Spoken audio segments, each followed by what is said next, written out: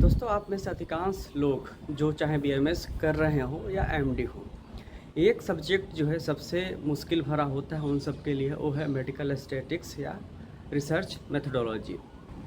जो सबसे बड़ी समस्या होती है कि जो रिसर्च मेथोडोलॉजी या मेडिकल स्टैट के जो टर्म्स होते हैं वो बहुत लोगों को समझ में नहीं आते। इसके लिए बहुत सारी आपको बुक्स मिल जाएंगी, ऑनलाइन ऑफलाइन सब मिल जाएगा। लेकिन समस्या वहीं की वहीं रहती है, क्योंकि उन पर्टिकुलर एक एक शब्दों का एक्सप्लेनेशन आपको बेहतर तरीके से कहीं नहीं मिलता। बहुत से लोग जब एमडी के दौरान आते हैं तो उनको सिनॉप्सिस लिखना होता है अपने स्टडी के लिए, अपने एमडी के थीसिस के लिए।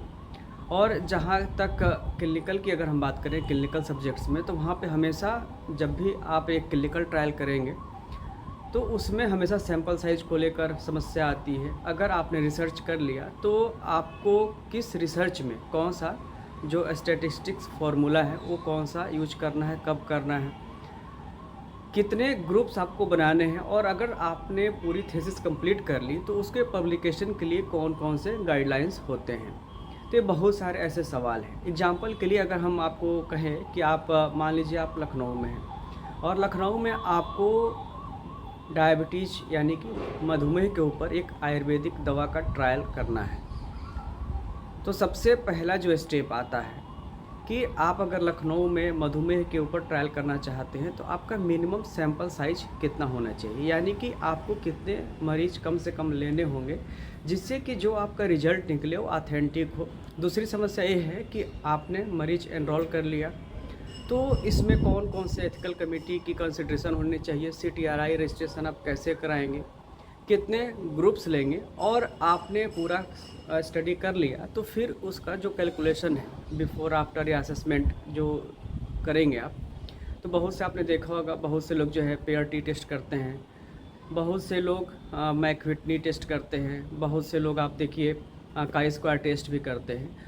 बहुत से मामलों में एनोवा टेस्ट किया जाता है। एनोवा में भी बहुत से होते हैं, 1 वे एनोवा होता है, 2 वे एनोवा होता है।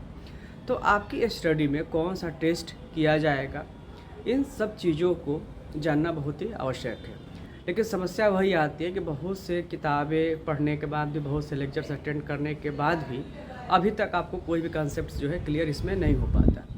इन्हीं सारी समस्याओं को लेकर बहुत से स्टूडेंट्स हमारे पास भी आते थे, और इन सब जो भी स्टूडेंट्स की क्वेरीज होती थी उन सबको हमने ध्यान में रखते हुए एक बुक लिखा जिसका नाम मेडिकल स्टैट ही है। और यह बुक जो है हिंदी में है, यानी कि जो व्याख्या की गई है, जितने जो टेक्निकल टर्म्स हैं उनको एक्सप्लेन हिंदी में किया गया है, लेकिन जो एक्चुअल टेक्निकल टर्म है उनको एज इट इज़ इंग्लिश में ही रखा गया है, जिससे कि कोई बहुत ज़्यादा कन्फ्यूजन ना होने पाए।